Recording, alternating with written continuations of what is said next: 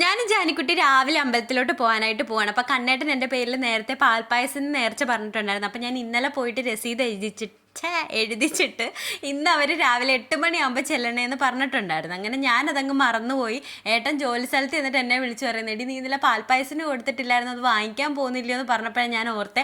അങ്ങനെ പെട്ടെന്ന് ചടപടയെന്ന് കുളിച്ച് റെഡിയായി ഞാൻ ജാനിക്കുട്ടി അമ്പലത്തിൽ വന്ന് രസീതും പാത്രം അവിടെ വെച്ചിട്ട് ചുറ്റമ്പലം തൊഴാനൊക്കെ പോയി കേട്ടോ. അങ്ങനെ ഫുള്ള് തൊഴുതൊക്കെ വന്ന് പ്രസാദം കിട്ടി. പ്രസാദം ജാനിക്കുട്ടി കുറച്ചങ്ങ് തിന്നു. പിന്നെ അത് വെച്ച് ഫേഷ്യലൊക്കെ ചെയ്യുന്നുണ്ട്. പിന്നെ അവിടെ ഒരു കണ്ണാടി ഉണ്ട് കേട്ടോ, നമുക്ക് ഇങ്ങനെ പ്രസാദം തൊടാനായിട്ട് കണ്ണാടി ഉണ്ട്. അതിൽ നോക്കി എന്താണ്ടൊക്കെ പറഞ്ഞു. ഇപ്പോൾ ഭയങ്കര സംശയങ്ങളാണ് കേട്ടോ, എല്ലാ കാര്യങ്ങൾക്കും സംശയങ്ങളാണ്. പിന്നെ അമ്മമാരൊക്കെ വന്ന് കാര്യമൊക്കെ പറഞ്ഞിട്ടുണ്ടായിരുന്നു, അതൊന്നും ഞാൻ വീഡിയോയ്ക്കകത്ത് എടുത്തില്ല. പിന്നെ ഞാൻ അപ്പുറത്തെ സൈഡിൽ പോയിട്ട് പാൽപ്പായസം എടുക്കാനായിട്ട് പോയപ്പോൾ അവിടുത്തെ മാമൻ ഇങ്ങനെ എത്തി നോക്കി. ഞാൻ വെച്ച് ഞാൻ ആ ഫോൺ അവിടെ ചാരി വെച്ചേക്കുന്ന മാമൻ കണ്ടു കാണുന്നു, പക്ഷേ കണ്ടില്ല.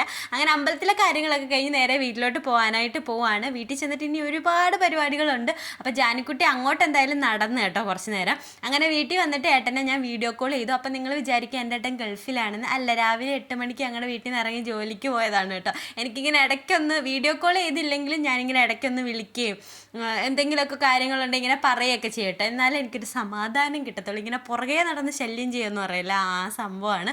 അപ്പം ഞാനിങ്ങനെ പാൽപ്പായസം ഒഴിച്ച് ആദ്യം ജാനിക്കുട്ടിക്ക് കൊടുത്തു. പിന്നെ നമ്മുടെ ശീബ ചേച്ചിക്കും വത്സലാമ്മയ്ക്കും അനീഷണ്ണൻ്റെ വീട്ടിലും പിന്നെ അപ്പുറത്തെ മാമൻ്റെ വീട്ടിലെല്ലാം കൊണ്ടു കൊടുത്തിട്ട് ഞാൻ ഡ്രസ്സ് മാറ്റിയായിരുന്നു. എന്നിട്ട് പിന്നെ എല്ലായിടവും കൊണ്ടു കൊടുത്തു. ഇനിയിപ്പം ബ്രേക്ക്ഫാസ്റ്റ് കഴിക്കണം. അപ്പോൾ ജാനിക്കുട്ടിയെ കൊണ്ടുപോകാതാണ് പോയത്. അതിനെൻ്റെ പുറകെ ഓടി വന്നതാണ് കേട്ടോ. അങ്ങനെ ഞാനും കുറച്ച് പാൽപ്പായസമൊക്കെ എടുത്ത് കുടിച്ചു. ഇന്ന് നമുക്ക് വീട്ടിൽ ബ്രേക്ക്ഫാസ്റ്റിന് മസാല ദോശയായിരുന്നു. അപ്പം ഞാൻ ആദ്യമായിട്ട് ട്രൈ ചെയ്തതാണ്. കണ്ണേട്ടന് ഇഷ്ടപ്പെട്ടു, കൊള്ളാമെന്ന് പറഞ്ഞു. അങ്ങനെ അതൊക്കെ കഴിച്ചു. ഇനിയിപ്പോൾ ജോലികളിലോട്ട് പോകാനായിട്ട് പോവാണ്. ആദ്യം ഞാൻ മുറ്റം തൂക്കാനായിട്ടാണ് കേട്ടോ ഇറങ്ങി. അപ്പോൾ രാവിലെയും വൈകിട്ടും ഞാൻ തൂക്കും, അഴുക്കില്ലെങ്കിൽ ഞാൻ തൂക്കും. ഞങ്ങളുടെ അമ്മ ഇങ്ങനെ എപ്പോഴും പറയുന്നുണ്ട് രാവിലെയും വൈകിട്ടും മുറ്റം തൂക്കണം. ഞങ്ങളുടെ അങ്ങനെയാണ് കേട്ടോ. എങ്ങനെ വഴക്കിടുക, അല്ലെങ്കിൽ ഇങ്ങനെ വഴക്ക് പറഞ്ഞുകൊണ്ടേ ഇരിക്കുക. അപ്പോൾ അതൊക്കെ കഴിഞ്ഞിട്ട് അരി അടപ്പിട്ടു. എൻ്റെ എല്ലാ സ്പൂണും എടുത്ത് JCB തൂമ്പയാന്ന് പറഞ്ഞിട്ട് ഇങ്ങനെ അങ്ങ് നടത്തുകയാണ് കേട്ടോ, ഇങ്ങനെ എടുത്തുകൊണ്ട് നടത്തുകയാണ്. അപ്പോൾ അരി അടപ്പിട്ട് മുറ്റം തൂത്ത് കഴിഞ്ഞിട്ട് ഞാൻ പെരക്കകത്ത് വന്നിട്ട് നമ്മളുടെ റൂമെല്ലാം വൃത്തിയാക്കി പെരയെല്ലാം ഒതുക്കി സെറ്റാക്കിയിട്ടുണ്ട്. ജാനി ഉള്ളതുകൊണ്ട് എല്ലാം ഇങ്ങനെ പറക്കിയിട്ടുകൊണ്ടിരിക്കുക. അപ്പോൾ രാവിലെ ഞാൻ കണ്ണേട്ടനെ കാപ്പിയൊക്കെ കൊടുത്ത് വിട്ട് കഴിഞ്ഞിട്ട് പെട്ടെന്ന് ഒരുങ്ങി അങ്ങ് അമ്പലത്തിൽ പോയതുകൊണ്ട് തന്നെ രാവിലത്തെ പരിപാടികളൊന്നും നടന്നില്ലായിരുന്നു.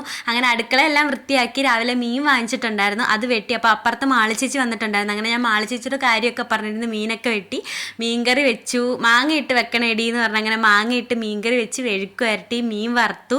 പിന്നെ മാളിച്ചേച്ചി പോകാനായിട്ട് റെഡി ആയപ്പോൾ നിങ്ങൾക്ക് എല്ലാവർക്കും ടാറ്റ തന്നെയാണ്. അങ്ങനെ ഇരിക്കുമ്പോൾ റീൽ അയച്ചായിരുന്നു, എനിക്കിത് വേണമെന്നും പറഞ്ഞിട്ട് ഒരു ചമ്മന്തിയുടെ.